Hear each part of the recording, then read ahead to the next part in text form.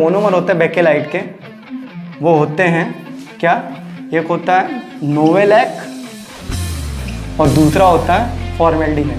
दूसरा क्या होता है, फॉर्मेल्डिहाइड। ठीक, तो यहाँ पे लिख सकते हैं आप नोवेलैक प्लस फॉर्मेल्डिहाइड।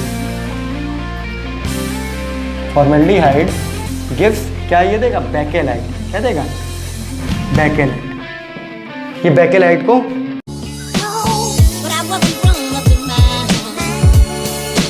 फॉर्मेल्डिहाइड के अंदर दो बनते हैं, एक तो नोवेलैक बनता है, एक बेकेलाइट बनता है। ठीक, तो इसके अंदर जो दो बन रहे हैं, एक बन रहा है नोवेलैक, एक बन रहा है बेकेलाइट।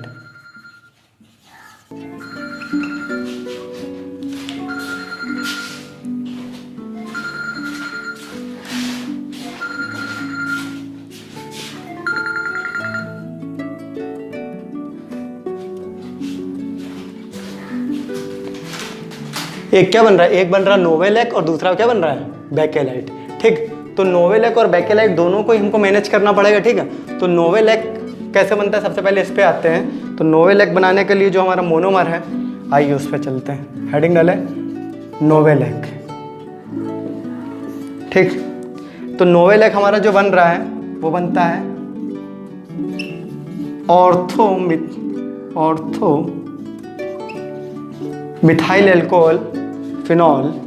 ठीक, ऑर्थो मिथाइल एल्कोहल फिनॉल। इसकी जब हम क्या करें, इसका पॉलीमराइजेशन करा देंगे। तो पॉलीमराइजेशन इसका कराएंगे तो हीटिंग करानी पड़ेगी पॉलीमराइजेशन में। इसको हीट कराएंगे तो हमको एक लीनियरली स्ट्रक्चर मिलता है, ये रहा OH। ठीक, उसके बाद बनता है ये रहा CH2। और ये OH जो होता है वो अगले वाले इसके ही N मोल होते हैं, जो ये OH अगले वाले के H के साथ वो निकल जाता है। तो ये आपका यहाँ पे H लगा होता है और इसका OH होता है, तो HOH मिलकर वाटर निकल जाता है। तो ये हो गया OH, ये रहा CH2, ये रहा OH, ये फिर से CH2 और ये अपनी चेन हो गई। ठीक, तो यहाँ का OH और यहाँ का H जो हट रहा है, यहाँ का OH और यहाँ का H जो हट रहा है, तो वो वाटर आ जाएगा। तो 2n-n मोल H2, 2n-n मोल H2। तो ये वाटर भी कंडेंसर। तो इसी को हम लोग क्या बोलते हैं, नोवेलैक। ये हमारा क्या आ गया, नोवेलैक। तो फिनॉल फॉर्मेल्डिहाइड रेजिन में दो चीज़ मिलनी है अपने को, एक वो नोवेलैक मिलता है और एक बेकेलाइट मिलता है। ठीक है, तो बेकेलाइट कैसे बनता है इसको देखते हैं। बेकेलाइट बहुत इंपॉर्टेंट है, हमेशा क्वेश्चन पेपरों में पूछ लिया था व्हाट इज बेकेलाइट। ठीक है, और क्या उसके मोनोमर क्या होते हैं तो वो हमें देखना। तो नोवेलैक जो होता है वो उसका मोनोमर होता है। ठीक, और एक चीज़ और भी होती है। ठीक, चलिए आइए, तो समझ में आ रहा है नोवेलैक का इस्तेमाल कहाँ है। ठीक है, इसमें एक इंपॉर्टेंट पॉइंट ये लिख सकते हैं कि it is a linear polymer. It is a linear chain polymer. Linear chain polymer ये जो होता है ये लीनियर चेन पॉलीमर होता है। ठीक, और जो बेकेलाइट मिलेगा वो क्रॉस लिंक चेन पॉलीमर मिलेगा। ठीक है, आइए बेकेलाइट।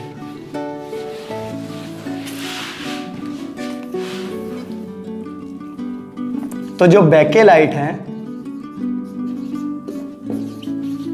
बेकेलाइट जो होता है वो होता है आपका पॉलीमर होता है। किससे मिलके बना होता है, वो मिलके बना होता है आपका नोवेलैक और फॉर्मेल्डिहाइड। तो इसके जो मोनोमर होते हैं बेकेलाइट के वो होते हैं क्या, एक होता है नोवेलैक और दूसरा होता है फॉर्मेल्डिहाइड। दूसरा क्या होता है, फॉर्मेल्डिहाइड। ठीक, तो यहाँ पे लिख सकते हैं आप नोवेलैक प्लस फॉर्मेल्डिहाइड। फॉर्मेल्डिहाइड गिव्स क्या, ये देगा बेकेलाइट। क्या देगा, बेकेलाइट। ये बेकेलाइट को फॉर्म करेगा। ठीक, तो देखते हैं क्या इसकी रिएक्शन होती है। इसकी रिएक्शन पे भी चलते हैं, उस रिएक्शन को फॉलो करते हैं। चलिए, इसकी रिएक्शन जो होती है नोवेलैक की, नोवेलैक बना लेते हैं। ये रहा नोवेलैक, ये OH, ये CH2, ये रहा OH, ये रहा CH2, ये रहा OH। ठीक, इस तरीके की अपनी है चेन। ठीक, ये हो गया अपना नोवेलैक। ठीक, प्लस हमारा फॉर्मेल्डिहाइड यानी कि HCHO। ठीक, या इसको इस तरीके से और ओपन लिख देते हैं SCHO। ये दोनों मिलकर रिएक्शन कराएंगे तो इसका क्या करा रहे हैं, इसका हम लोग पॉलीमराइजेशन करा रहे हैं। क्या करा रहे हैं, पॉलीमराइजेशन। ठीक, तो इसके पॉलीमराइजेशन में होता क्या है, इसके पॉलीमराइजेशन में इसका ये H जो होता है और ये जो OH होता है, ये H जो होता है और ये जो OH होता है ये निकल जाता है और ये CH एक H के साथ यहाँ पर CH2 के रूप में जुड़ जाता है। चलिए देखते हैं क्या बनता है हमारा प्रोडक्ट बनता है, ये रहा OH और नीचे वाला जो H है, ठीक, और ये इनॉल फॉर्म में कन्वर्ट हो जाएगी, इन जो है ये इनॉल फॉर्म में कन्वर्ट हो जाएगा, तो ये ऊपर OH हो जाएगा, यहाँ पर H हो जाएगा। ठीक है, तो उसको देख लेंगे। तो यहाँ से OH और ये H निकलेगा तो ये बच जाएगा CH2। क्या बच जाएगा, CH2, और CH2 नीचे वाले के साथ जुड़ जाएगा तो ये रहा OH। ठीक, चलिए इसको थोड़ा सा और समझ लेते हैं, इसकी रिएक्शन होती कैसे। इसकी रिएक्शन जो होती है, आइए थोड़ी रिएक्शन पे ही ध्यान दे दिया जाए। ठीक है, तो ये रिएक्शन जो होती है, ये रहा अपना H, ये H रहा, और ये जो इनॉल फॉर्म में कन्वर्ट हो जाता है, क्योंकि हमने टॉटोमेरिज्म में पढ़ा होगा, तो ये OH होता है। ठीक, ये बॉन्ड टूट जाता है तो ये निगेटिव आ गया, ये पॉजिटिव आ गया, तो पॉजिटिव आ गया, तो पॉजिटिव के बाद ये क्या होगा, ये टूट जाएगी, टूट के ऊपर पहुंच जाएगा। ठीक, तो ये ऊपर पहुंच जाएगा तो यहाँ पर क्या बच जाएगा, H। ठीक, तो ये H जो होगा, ये OH होगा, ये बीच में से ब्रेक हो जाएगा, तो ये CH2 जो होता है यहाँ पे लग जाता है। ठीक, तो HOH निकल के, ये H और OH दोनों निकल जाते हैं और यहाँ पर CH2 आ जाता है। इसी तरीके से यहाँ बीच में भी देखेंगे तो बीच में क्या होता है, ये CH2 है, ये अपना रहा OH। ठीक, और यहाँ वाली चेन भी CH2 वाली रहेगी और नीचे तो ये OH है। ठीक, ये बीच में कौन जुड़ेगा, CH2। ठीक, ये देखिए ये रहा CH2, ये रहा अपना फिर से OH, ऊपर वाला OH रहे, ये हमारी बेंजीन की नीचे वाली जो रिंग है नोवेलैक वाली, वो रिंग आ जाएगी, ये रह जाए OH। ठीक, तो इस तरीके का ये बहुत ही बड़ा लिंक, ये बहुत ही बड़ा लिंक स्ट्रक्चर बनता है, ये बहुत ही बड़ा क्रॉस लिंक स्ट्रक्चर। इसको हम लोग क्या बोलते हैं, बेकेलाइट। क्या बोलते हैं, बेकेलाइट। तो इसके लिए बहुत इंपॉर्टेंट चीज जो लिखाई जाती है कि it is a cross link chain polymer. Cross link chain polymer, ये कैसा पॉलीमर है, cross link chain, 3 dimensional cross link. 3 dimension में इसका बहुत ही क्रॉस लिंक स्ट्रक्चर है। ठीक है, तो ये क्रॉस लिंकिंग स्ट्रक्चर होने की वजह से इसको हम लोग थर्मोसेटिंग पॉलीमर ही बोलते हैं, कि एक बार ये बन जाता है तो दोबारा ये रिमूव नहीं होता। तो दूसरा इंपॉर्टेंट पॉइंट क्या है, इट इज अ थर्मोसेटिंग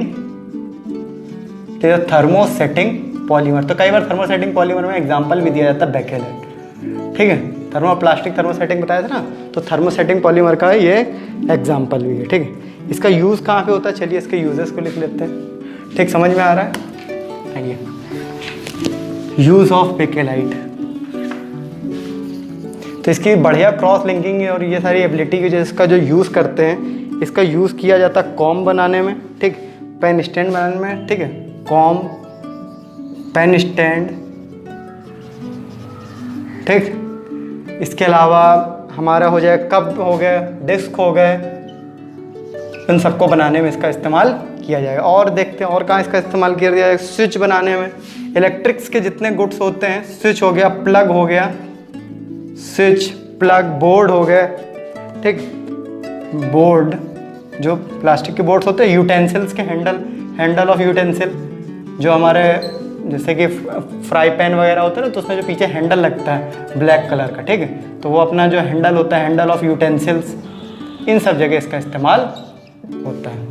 ठीक है, समझ में आ रहा है कि हमारा जो है ये क्रॉस लिंक पॉलीमर है, उसमें कहाँ पर इसको किस तरीके से इसकी प्रॉपर्टी के अकॉर्डिंग इसका इस्तेमाल करते हैं कि इसको दोबारा यूज़ नहीं कर सकते। मतलब एक बार हैंडल टूट जाता है तो फिर हमको क्या करना पड़ता है, नया लाना पड़ता है। तो ये थर्मोसेटिंग पॉलीमर की खासियत होती है, उसको रीयूज़ नहीं कर सकते हैं। ठीक है, थर्मोप्लास्टिक जो होता है वो रीयूज़ हो सकता है। चलिए, इसके बाद हम लोग चौथी कैटेगरी पढ़ते हैं कंडेंसेशन पॉलीमर की। वो होती है सबसे सिंपल कैटेगरी है, जो चौथी वाली है, वो है हमारी क्या, melamine formaldehyde resin. Melamine formaldehyde resin. ठीक, तो चलिए इसको देखते हैं। मेलामाइन भी कुछ लोग बोल देते हैं। ठीक है, क्योंकि एमाइन का होता है इसलिए थोड़ा सा मैं अलग कर देता हूँ, जैसे मेलामाइन। चलिए स्पेलिंग जो होती है मेलामाइन ही होती है। Melamine formaldehyde, melamine formaldehyde resin. ठीक, इसको याद देखो, ये ऐसे याद थोड़ा करने में गड़बड़ होता है, तो इसको ये समझो नाइट्रोजन वाली बेंजीन। मेलामाइन को अपना शॉर्टकट है नाइट्रोजन वाली बेंजीन, तो क्लियर रहेगा। मतलब बेंजीन है तो थोड़ा आसान लगता है। बेंजीन क्या होता है अपना? बेंजीन होता है ऐसा, ये रहा, ये रहा, ये रहा। ठीक, तो इसका रॉ मटेरियल पे ही चल रहा है और डायरेक्ट इसकी रिएक्शन पे ही देख लेंगे। तो इसका जो रॉ मटेरियल होता है वो होता है एक मेलामाइन होता है और दूसरा होता है फॉर्मेल्डिहाइड। इन दोनों को कंडेंसेशन कराते हैं। ये इसका नाम है, इस पॉलीमर में क्या होता है, एक मेलामाइन होता है, एक फॉर्मेल्डिहाइड होता है। फॉर्मेल्डिहाइड तो अभी अपने लोगों ने देखा ही है, क्या HC≡OH। लेकिन मेलामाइन क्या होता है? तो अपनी मेलामाइन समझ लो अपनी नाइट्रोजन वाली बेंजीन। ठीक, तो ये कैसी होती है, ये कैसी होती है, चलिए देखते हैं। तो हमारी जो बेंजीन होती है वो ऐसी होती है। ठीक, अब इसके अल्टरनेट पोजीशन पे कार्बन हटा के नाइट्रोजन लगा दो, अल्टरनेट पे। एक यहाँ लगाए तो ये वाला छोड़ के इस पे लगा दो।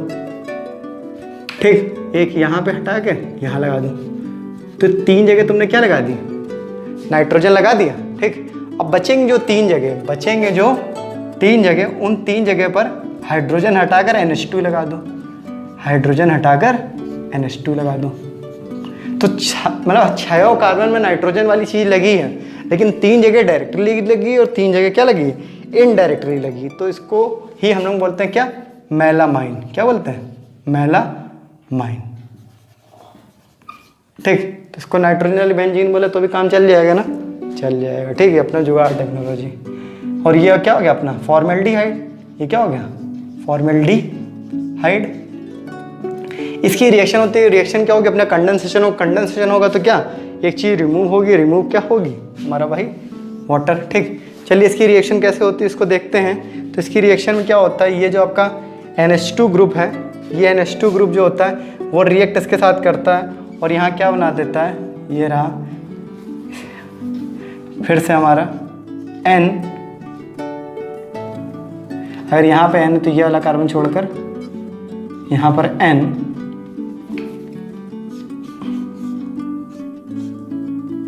ठीक, ये कार्बन, ये नाइट्रोजन, ये नाइट्रोजन, ये नाइट्रोजन।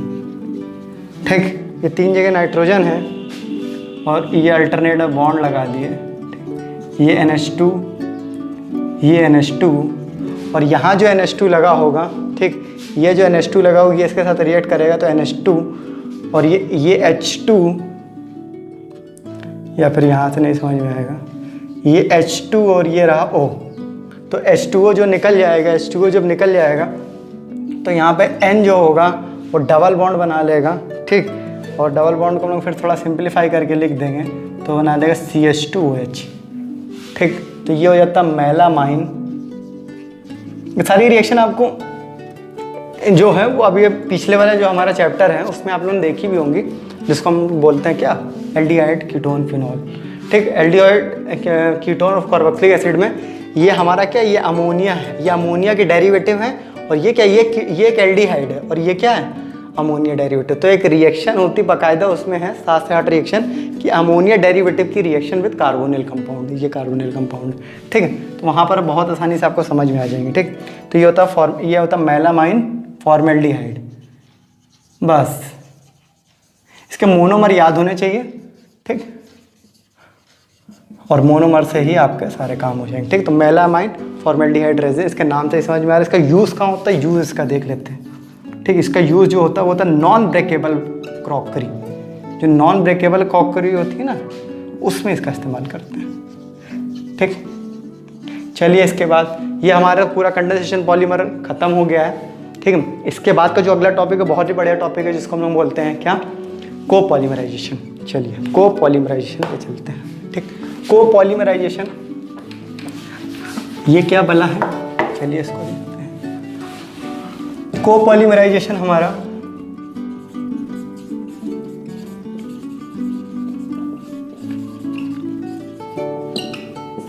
कोपॉलीमराइजेशन क्या होता है, कोपॉलीमराइजेशन बेसिकली हमारा कोपॉलीमर मतलब कोपॉलीमराइजेशन मतलब क्या है, कोऑपरेट करना। नाम से क्या समझ आ रहा है, कोपॉलीमराइजेशन मतलब क्या, कोऑपरेट करना। तो कोऑपरेट कोई अकेले कर सकता है, खुद को कोऑपरेट कर सकता है, कोऑपरेट करने के लिए कोई एक और आदमी होना चाहिए। ठीक, कॉर्पोरेट कल्चर भी होता है तो वहाँ पे कई लोग होते हैं, ठीक है, कॉर्पोरेट नंबर भी मिलता है, तो 2 से ज़्यादा नंबर जब किसी एक कंपनी को चाहिए होता है किसी व्यक्ति तो उसको बोलता है कॉर्पोरेट नंबर ले लीजिए। तो क्या होता है जब भी आपको 2 से ज़्यादा लोगों की ज़रूरत पड़ती है, ठीक है ना, खुद से ज़्यादा, अकेले कोई कॉर्पोरेट अपने को नहीं करता, किसी और को करना पड़ता है, ठीक है। काफ़ी लोगों ने किया है। सर 11th इसी में चला गया। चलो कोपॉलीमराइजेशन रिएक्शन पे चलते हैं। तो कोपॉलीमराइजेशन क्या होता है? कोपॉलीमराइजेशन होता है कि जब 2 या 2 से ज़्यादा अलग अलग, ठीक, अलग अलग मोनोमर कंबाइन करके एक पॉलीमर बनाते हैं तो वो पॉलीमर को बोलते हैं कोपॉलीमर। और वो जो प्रोसेस इस्तेमाल हो रहा होता है उस प्रोसेस को बोलते हैं कोपॉलीमराइजेशन, ठीक। चलिए इसकी डेफिनेशन पे थोड़ा एक बार आ जाते हैं। क्या होता है? व्हेन 2 और मोर, 2 या उससे ज़्यादा, व्हेन 2 और more different monomers, 2 or more different monomers are allowed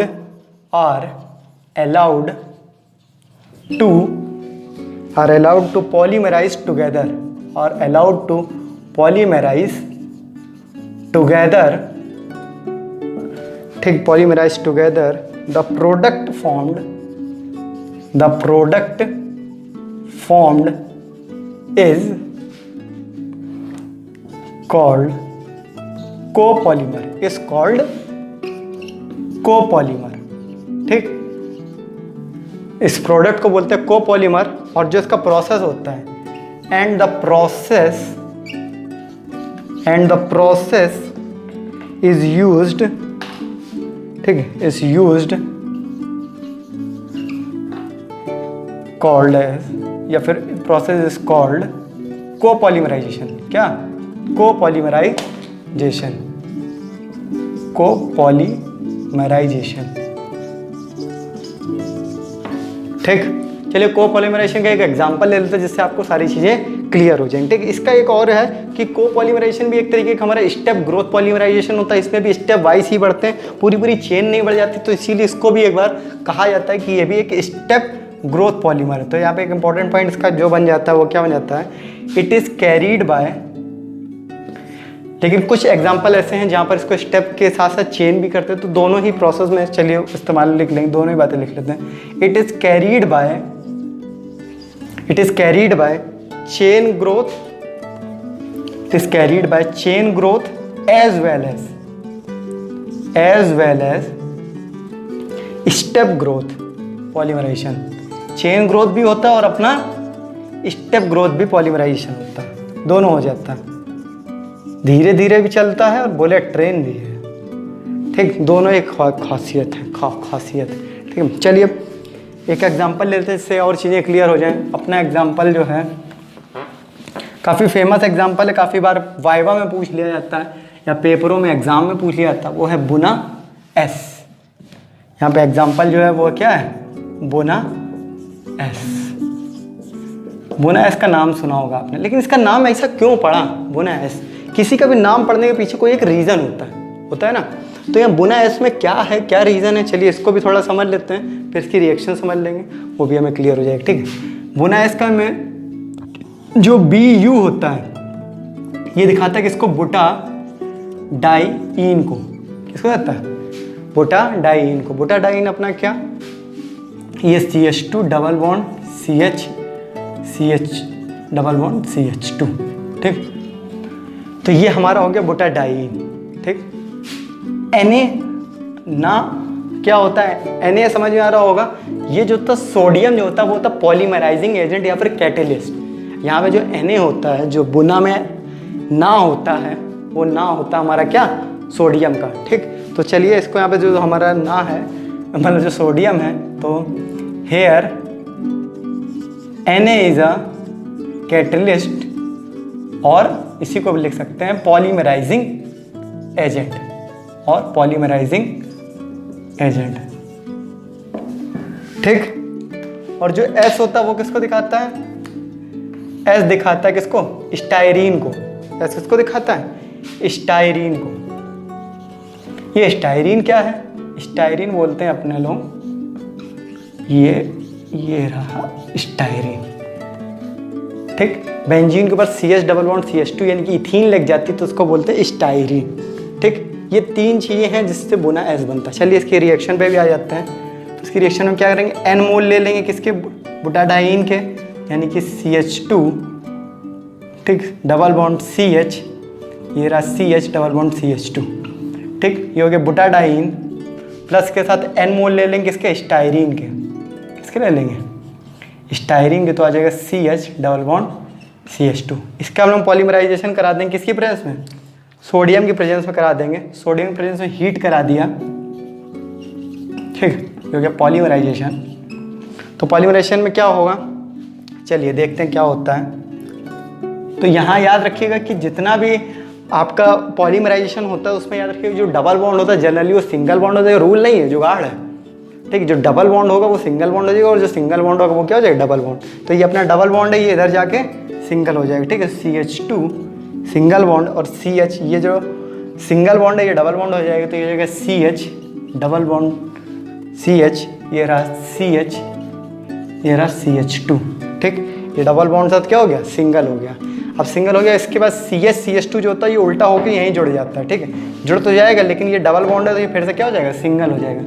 CH CH2 और ये CH2 चूंकि बेंजीन से जुड़ा तो वो बेंजीन फिर से यहाँ जुड़ जाएगा और ये हो जाएगा इसका N मोल, ठीक। तो ये एक addition polymerization chain growth polymer की तरीके बिहेव करेगी कि एडिशन पॉलीमराइजेशन की तरीके बिहेव करेगी, तो इसको ही बोलेंगे ये कोपॉलीमर। इसमें कोपॉलीमर का बेस्ट एग्जांपल है और ये हमारा बन गया क्या, बुना S। ये क्या बन गया, बुना S। तो बुना S बन गया, इसमें 2 अलग अलग मोनोमर लिए हैं और उसकी हेल्प से हम लोगों ने एडिशन पॉलीमराइजेशन कराया है, ठीक है, समझ में आ रहा है। ये हमारा हो गया कोपॉलीमराइजेशन। अगला जो टॉपिक हमारा है वो क्या है, रबड़ होती है। एक हमारी सिंथेटिक रबड़ होती है और एक हमारी वॉल्कनाइज्ड रबड़, ठीक ना। तो अगला आइए कुछ प्रॉपर्टीज़ पे जरा ध्यान दे देते हैं। कोपॉलीमर की प्रॉपर्टीज़ जो हैं उसको ध्यान देते हैं, कोपॉलीमर प्रॉपर्टीज, ठीक। इसकी प्रॉपर्टी जो पहली प्रॉपर्टी है कि इसकी जो फिजिकल और मैकेनिकल प्रॉपर्टीज होती है वो बेटर होती हैं किससे, जो इंडिविजुअल मोनोमर होते हैं। इंडिविजुअली जो मोनोमर, 2 अलग अलग मोनोमर मिलाए जाएंगे तो दोनों मोनोमर की जो इंडिविजुअल प्रॉपर्टी होती है वो अलग होती है, वो उससे ज़्यादा प्रॉपर्टी इसकी अच्छी हो जाती है, ठीक है। तो यहाँ पर हम लिखेंगे copolymer have better physical and mechanical properties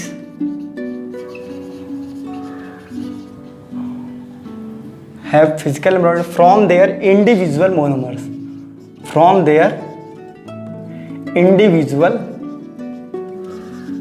जो इंडिविजुअल मोनोमर आते हैं उनसे उनकी जो प्रॉपर्टी रही होती है वो जब कोपॉलीमर में बनते हैं तो उसकी प्रॉपर्टीज इनहेंस हो जाती है। अगर किसी का जो इंडिविजुअल मोनोमर था उसके अगर मान लीजिए मेल्टिंग पॉइंट 100 डिग्री था तो अब वो बढ़कर 150 डिग्री हो गया होगा, मतलब वो जो प्रॉपर्टीज क्या होंगी, बेटर हो चुकी होंगी, ठीक। दूसरी जो होती हैं, ये जो होता है कोपॉलीमराइजेशन, ये भी एक तरीके का ऐसा प्रॉपर्टीज शो करते हैं जैसे कि हम लोग एलॉय बनाते हैं। तो एलॉय बनाते हैं तो क्या करते हैं, एक मेटल लेते हैं, ये वाला एक मेटल लेते हैं, ये वाला इसको मिलाकर एक तीसरा जो एलॉय बनाते हैं उसकी प्रॉपर्टीज क्या होती है, थोड़ी एडवांस हो जाती है, ठीक है ना। ये सेम तरीके का ये प्रोसेस है। तो हम लोग यहाँ पे आगे लिख भी लेते हैं, it is similar this process similar to alloying in metallurgy। तो जैसा मेटलर्जी में अपना प्रोसेस होता है उसी तरीके ये सिमिलर है, ठीक। इसीलिए इसका जो यूज़ किया जाता है वो यूज़ किया जाता है सबसे पहला तो फुटवियर में इस्तेमाल किया जाता है इसका, फुटवियर में। और दूसरा जो इस्तेमाल इसका सबसे बढ़िया किया जाता है वो किया जाता है फ्लोर टाइल में। किसमें, फ्लोर के टाइल में इसका इस्तेमाल बढ़िया होता है और फुटवियर में इसका बाद इस्तेमाल अच्छा होता है, ठीक है। दोनों ही चीज़ें समझ में आ रही हैं। अब हम लोग इसका अगला टॉपिक है रबड़, तो नेक्स्ट टॉपिक पर टर्न पे हम लोग कैरी करेंगे, ठीक। चलिए।